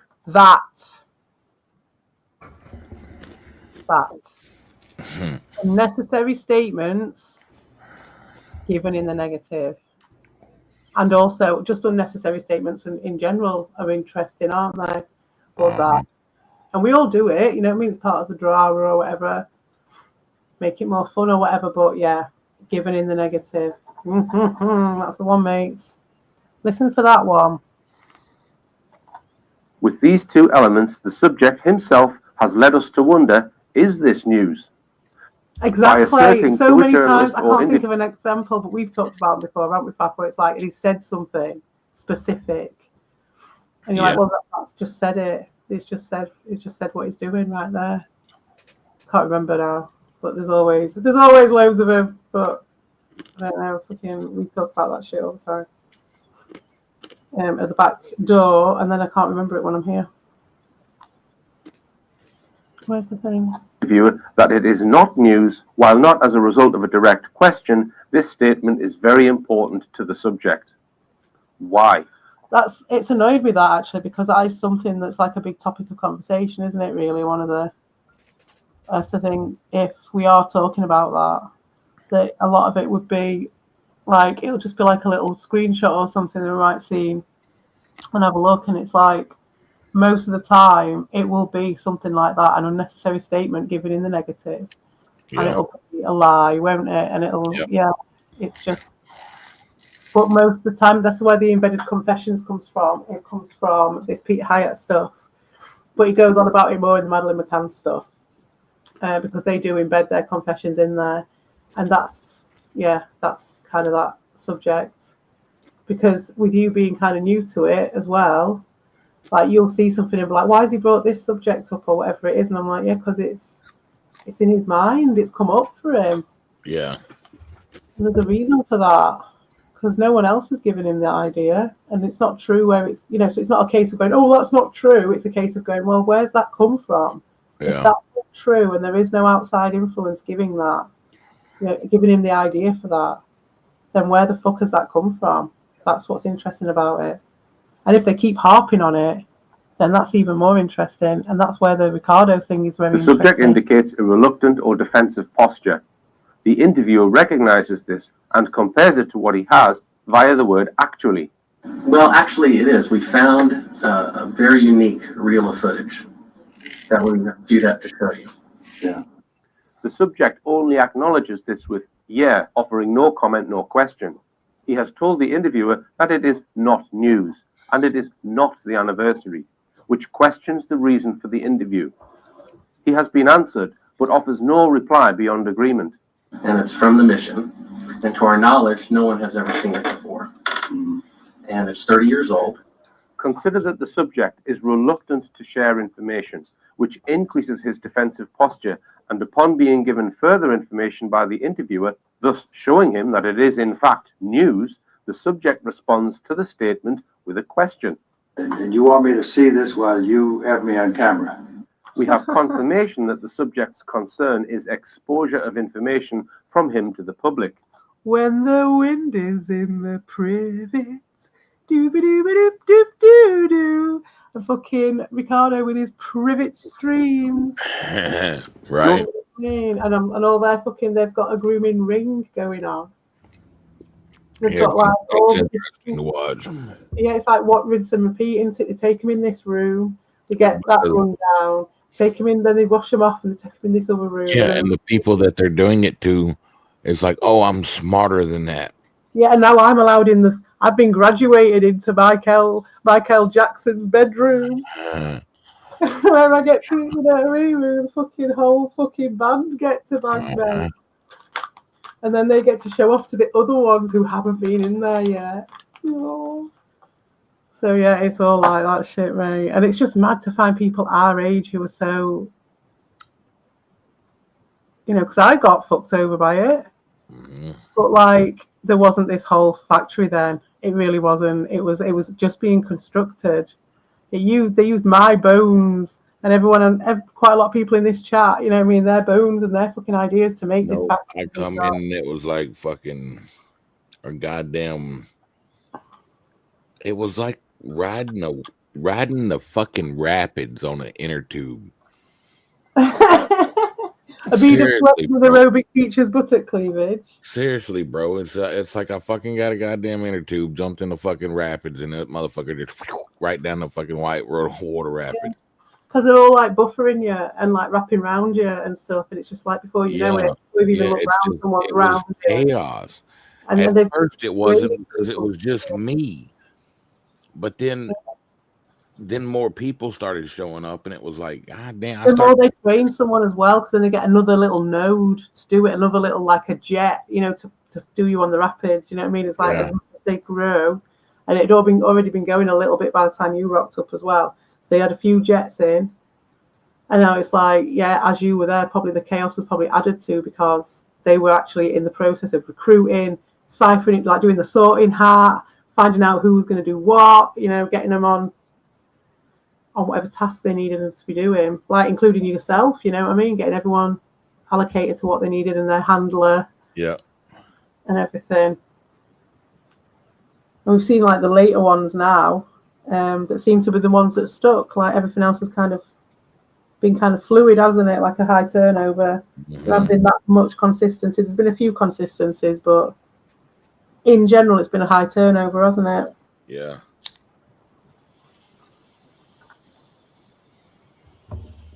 So anyway, do you want to tell a bit more about your experience? Sorry, I just overtalked you there.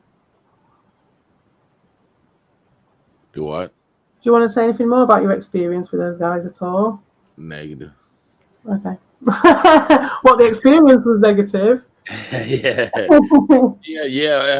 I get, man. Yeah, I guess so. There's positives comes out of the negatives, but everything happens for a reason, and you got to learn something from it. So. Yeah, true. Lesson learned. That's it. Yeah. Fucking pull yourself together and you fucking go about your business, man. If not, you fucking might as well lay down in a fucking grave. Exactly. That's what I was saying the other night when I was at yours. Was it last night? That I think it was, wasn't it? Well, I was saying like I'm not having a go at anyone, but I just think if there is anyone like saying on the fence or people who are like seeing a bit of it, I doubt it. Like I said to you when I first met you, I was like, number one rule, do not expect anybody to listen. Just before anything. And that's where I fucked up. I should have listened to that. Yeah, well, that's it. But it's like, goddamn, you got proof and shit, and you're like, fucking people ain't. I would like to think people ain't. Everybody's not fucking. I'm dumb, and it's like, how the fuck can you be dumber than me, dude? I'm showing you fucking proof, and you're And it's like, I just think, I don't know, I'm a bit shit at explaining, I think, is part of it. And I'm busy. They've got, the thing is that they've got a vested interest, and we haven't. That's the fundamental. They're like, their fucking life, or I could give a fuck. Their supply comes, it's solely from getting off on doing this shit. Like, look how long it's took me to do a fucking stream on it. I do not get the same amount of feedback that they get, because I get it from my real life. Yeah. and from real connections with real people in Minecraft. I just like playing video games. Yeah, well, I know that's not it. And now it's just they won't fucking leave me alone. So it's like, oh, you're trying to run me off? Fuck that. Yeah, exactly. Watch It's very this. simple, isn't it? And it's like, I don't even have to do anything. All I got to do is do the same goddamn thing I've been doing. I don't give a fuck if there's one person or none people. I don't fucking care. I'm doing it for myself. I'm amusing my fuck. I'm playing video games anyway. Now I get to. I've been archiving my shit for I don't know how long. Now I don't. I'm running out of hard drives. I showed you my hard drives. I don't have the fucking space for that shit. Yeah, they were looking pretty fucking full, to be fair, and you had quite a few of them. So, a few too many. Why don't you use YouTube for that shit? They're fucking making money off of our asses anyway. Use the motherfuckers, man. Fuck goddamn YouTube. Yeah. Well, the only problem is when if they shut it all down. Well, yeah. If they do fucking shut me down, then they'll just not just shut you down, but if like one day when you. Oh yeah. Well, if they shut everything down, but yeah, YouTube's gonna be around for a minute, I think. Yeah. There's loads of stuff that's gone forever that you don't even think about. Like I used to watch. I don't know if we did it. Did we do it at Lima's or did we do it at mine? I can't remember. We watched Stuart Millard, and he's fucking awesome. And he does like British commentary on British shit. We did the Gladiators do Games Master or something. It was something like that. And do you remember? Did you ever watch Games Master, the British one, the British games show in the 90s? I don't know.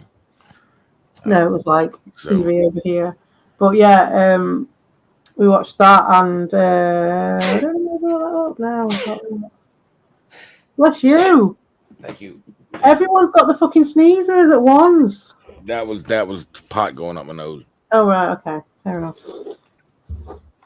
Fair enough. I had sneezing like a bastard. It's kind of gone now. I think it was a 24-hour thing, really. I can't remember what I was on about, at what point I was making. It's my day off today, so. Bumblebee tuna. Yeah. I've got to bugger off fairly soon now for a bit. Because I am on doing some shit in a little bit. But I wouldn't mind getting to the end of the Buzz Aldrin, the Buzz Lightyear. Buzz Lightyear interview. Right. Oh, fucking hell, though, look. Goes on forever, mate. Give it a good go. We'll give it a good go. We'll get to the conclusion, hopefully, of this one at least. That while speaks to the element of time, not content. This suggests that the subject may have preferred being shown in private, that is, off camera. He was asked to tell us what it is and answered with a question about being on camera. Therefore, being asked about something related to his work that he is not aware of has increased his sensitivity to the topic. It is important to consider that under general or normal conditions in any profession, the topic of what the footage is would elicit a question or comment rather than the timing of such. Our subject is concerned about privacy or confidentiality. He has answered via a question telling us that the topic is very sensitive to him. Well, and to tell us what it is. This is an unnecessary statement. I mean, it's... Well, I don't know why I should do that. Any professional who is free to talk about his profession would likely ask about the content of the footage, perhaps even with great interest, given how it was introduced. For the subject, it provoked a question about disclosure, and here it produced an interruption, not about the material itself. We must now consider this in light of the weak assertion, I guess, of the subject's choice to allow an interview. He reports in a statement what he does not know. He began with a pause, and tells us what he does not know. He does not report ignorance of the topic, but of his choice. This has caused a considerable increase in tension for the subject, the unknown footage. The tension is not related to what the subject may or may not know, but it created the increase in tension regarding the reason why he would speak specifically on camera. We now have confirmation about the sensitivity of personal choice, as the subject indicates that he may not have personal choice to comment on what he has not seen yet. Note the language that follows. Not only does he interrupt the interviewer, but specifically shows us the indicators of tension. It's a very unique. What would be very unique would be only to the public, not to an eyewitness who was there. Maybe that I need to see it, and then we sit down and we talk about what you're taking a picture of.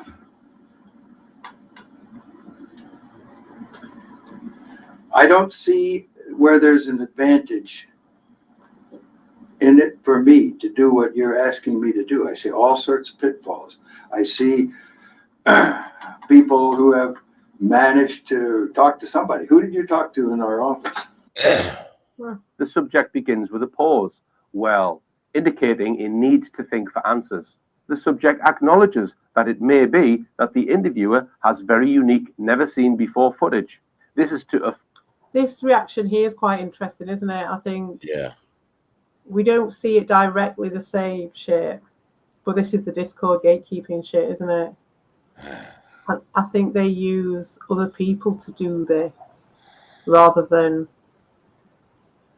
being like him and just doing it all in like a one person, one man band doing it all. At this point, I think when they're like, have you spoken to this person? And why are you asking this question? And all that, I think by that point they've spread off into all these different people who are all different handled there, and they're being handled, and they sending them off as little handlers to try and fly monkey all these people. And getting to the DMs, and they do like all the division. Why are you listening to that person? What's this? Who's this person? You know what I mean? All this fluffy shit, and that's how I think I transpose anyway. That human reaction of, oh, what, you know, have you done all your paperwork and like trying everything you can to get out of it? Right. I don't know if that makes sense. Yeah. Words into it, but yeah, I think it makes a bit of sense. Maybe. Affirm the possibility of such existence. He then weighs this possibility via the comparison but with his need. The pronouns here must be followed, but I need to see it.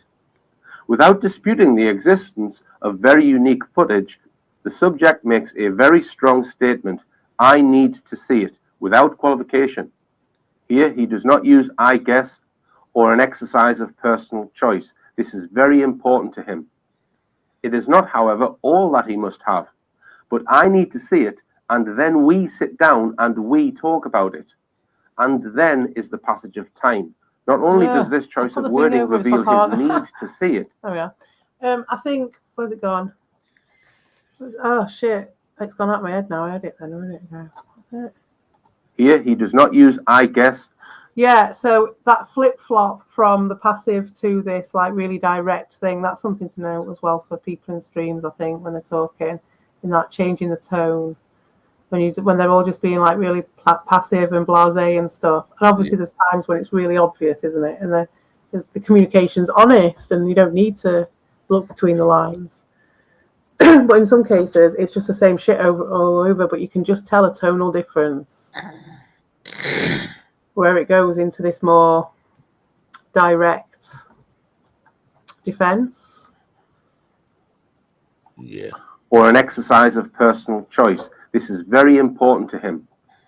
It is not, however, all that he must have, but I need to see it, and then we sit down and we talk about it. That we sit down and we talk about it. This trying to side up with people and all that shit very early on. And then is the passage of time. Not only does this choice of wording reveal his need to see it, but there will be time for him to process the information. We sit down is to A, reveal tension, body posture, sitting down, B, demand for unity, that this unity will only come after he himself has viewed what the interviewer has, and C, and we talk about it, is to repeat the emphasis on unity. Question, what might be the pause of time here? Answer, the subject must be convinced that he himself has the cooperation, unity of the interviewer. He did not say, and then we talk about it, but said, we sit down and we, which is an unnecessary emphasis on unity, talk about it. Before they talk about it, they will sit down. This slows down the pace, increases tension, and tells us that the subject will not disclose information or even continue the interview until the subject is convinced that there is unity, agreement between himself and the interviewer. And then we sit down and so much. I mean, in that, we've done some archive things, and I haven't put them up yet. So I did that Happy Fun Time gossip video, and it was just me and Faf talking like the early stages of like downloading our personal stories really regarding this situation, isn't it? Like, and discussing it. And I've recorded them, and there was the first time Faf reacted to a Ricardo stream, which was quite funny. But I needed to edit some bits and pieces, so I just haven't put them up. So I'm going to put them up as an archive, like loads later. Yeah. But one of the things when I was editing it did remind me where this bit with. So it's when I was doing those clips for that thing, and I'll be doing more of those, by the way, just in case you're wondering. I know no one really likes them, but I do like putting the information together in that way. And in that, they're all there going, can we just make sure that we're all in agreement about something about me? And it's in that video, and it's just like, they've just made some bullshit up, and then Ricardo literally just sits there and goes, can we just make sure we're all in agreement before we move on? Like, that basically the fucking CP's a cunt or whatever it is. And it's just so obvious. And here we are again with this. Yeah. And see, like I said on my stream, they told us you were a crazy bitch. And my brain don't work right anyway, but I can't remember, and I smoke a lot of pot. Yeah. But I can't fucking remember any fucking evidence or anything they even said you were a crazy bitch about. Well, if they did, they will have done it after I went, because they never did any time before I went. So it'd have had to be in the recent times when they gave you some evidence, because there wasn't anything that they had. Yeah, that's what I'm saying. I don't remember any kind of accusations. It was just other than you're a crazy bitch, and people just kind of accept that for some fucking reason. Well, this is what's interesting. The reasoning behind it for me is like, why, how? So I've got down the sleight of hand. You know how they got you, for instance. It's like part of it is it's the time. Intimidate people, maybe, and they haven't seen nothing yet, mate. If they think this is intimidating, we're listening to fucking Buzz Lightyear here. This is fuck all. Wait until we're listening to one of Evil's fucking. We've got one of Evil's ex-customers on the fucking stream talking about how he's been scammed over by a fucking con artist. Right. What about that one? Yeah, hell yeah. What about that one, eh? So I think that's intimidating. Do you know what I mean? Well, it's their fucking lookout, innit? It shouldn't come down here with no fucking troll boots on and be intimidated. Trying to make your fake versions of a female. Like little pantomime cutouts. Yep. All right, Dean. I appreciate that, brother. Well, people have been talking. Sorry, I've not even been. I'm sorry, mate. I'm sorry. My finger hasn't been loading them up. Romantic penis. Who's romantic penis?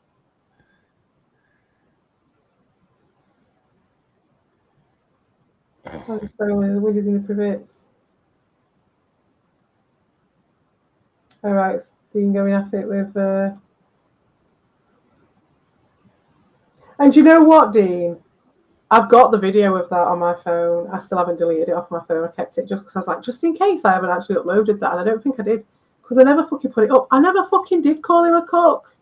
And even when he did come up, and I've got the video of it.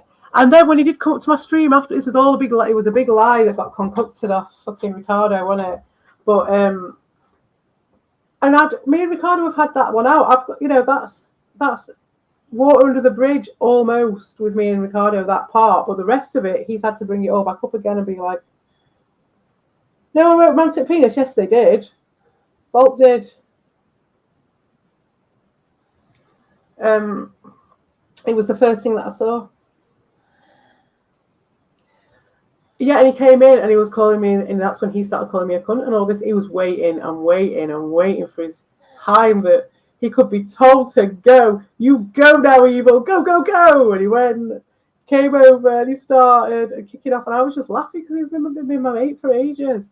And even though we'd kind of broke up ages before, and he still continued to call me his girlfriend. And that even to a point when I was on the stream and I'm like, who are you talking about as your girlfriend? And he was like, you. I was like, I didn't even say anything. I was just like, how odd. What an odd thing to say. Like, at this point in proceedings. Just how weird. Just to keep it going. Just the most bizarre. Overvaluing contributions, maybe. Underestimating me. Hoping. I don't know what it was, but it was really, being drunk, I suppose, was a big part of it. Yeah. And then he comes in calling me a cunt and going off, alarming, so I couldn't possibly be in any, other than kicking off at him. That he didn't give me any room for anything else. But I didn't kick off at him because I also knew he was my mate. I knew what he was like. It was funny, and I knew it was all coming from Ricardo. So I was just like, "Is cunt worse than cunt? Is cunt worse than cunt?" It was just like taking the piss. And Evil was just like, "Oh, just keep laughing and singing." And I was like, "Oh, don't mind if I do, mate." Yeah. Well, maybe I did, but there was never any evidence of it, Dean. He says that I called him a cook, and if I did, it would have been in a playful way. And that's it. And you're right as well. After all these fucking, I joke. He's calling that lady on his stream. You've seen what he's been saying about her. And on day in, day out, and they've backed off now because they know that they can't go after two women and then fucking turn it on one fucking crazy bitch. They can't do that because they've already attacked multiple people.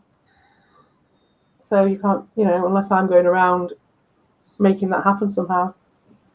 And and it's all based on these attacks and these things. And so if I just even if I did call him a cook as a joke, because it was a joke because everyone else was calling him a cook, and it was all that.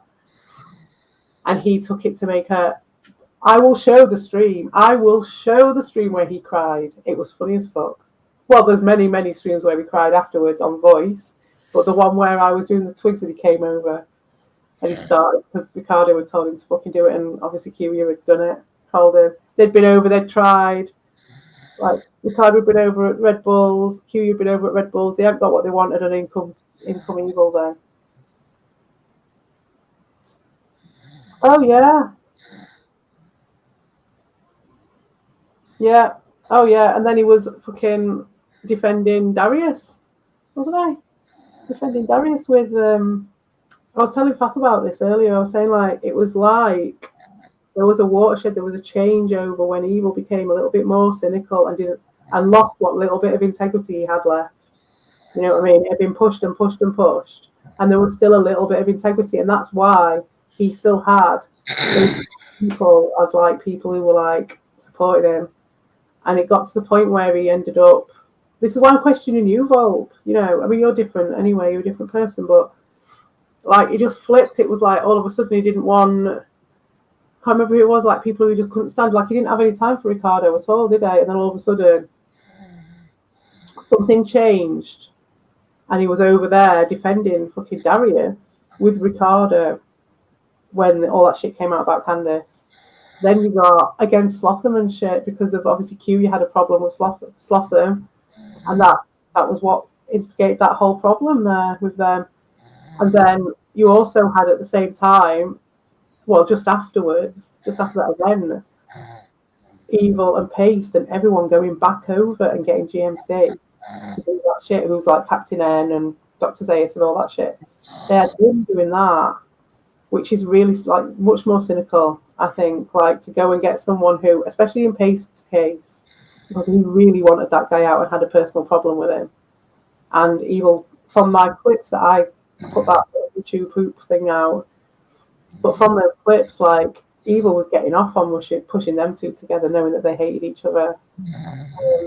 And it just seemed like it changed from when I was around, there was a little bit of some level of a shine of sincerity somewhere, maybe.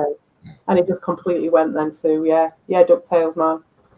And it just went completely down then to just like going and kissing the arse of absolute mongs, and they've just already made a big song and dance about kicking out and just pushing it through and hoping that no one notices. And then obviously when people did notice, they rebranded, they went and got all these guys. And that's what they do, innit? Oh yeah, that's more than potential, that, mate. More than potential, Chopper. I think I've successfully spent half the thing, so to be honest, this one's not as interesting as Neil Armstrong, I don't think. I don't know why. And so this is what, yeah, it is. I'm over it. I'm over it for now. But next time we will pick up. We might not do this one. We've done a bit of the statement analysis. We might do some more statement analysis on a different. We might do the Madeleine McCann statement analysis because that's really interesting. Way up. And we'll also do some more moon shit, I think, with the experiments that he does. There's also some really cool ones that he does about the Mars rovers, which I find interesting. So we'll maybe do a bit of things like that. So this one's going to be called the wasn't it? Deception Detection Stream. Try and keep it going on a Thursday. I'll try. I'm not promising anything though. But lovely to see everybody. And it's been a while, hasn't it? You know, it's been a while. I've been waiting for the right time, and yeah, it was quite the win. Yeah, man, he's kept going. Oh, he's gone. Yeah, good Lord. Yeah, he has been a goer tonight. So bless him. And if I hadn't thought made him go to sleep over the moon, I'd have made him go to sleep over the fucking Minecraft. So he's done well. All right then, guys. Lovely to see you. And lots of love to everybody. Hope you all learned something. And I can't wait to see if there's any results, if we see any differences in the way that the written or verbal media is put about in the next few days. He's gone, and so am I. Goodbye.